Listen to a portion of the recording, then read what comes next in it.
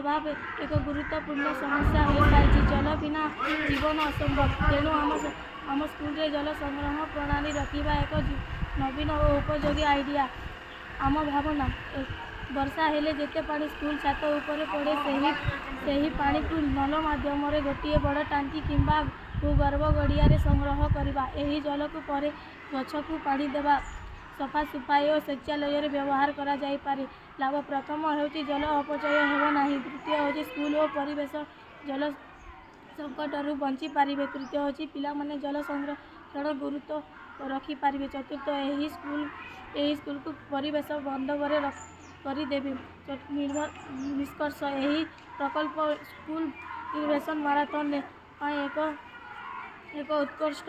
यह आम समाज को जल संकट रक्षा करने सहित छात्र मान परिवेश प्रति दायित्वपूर्ण कर।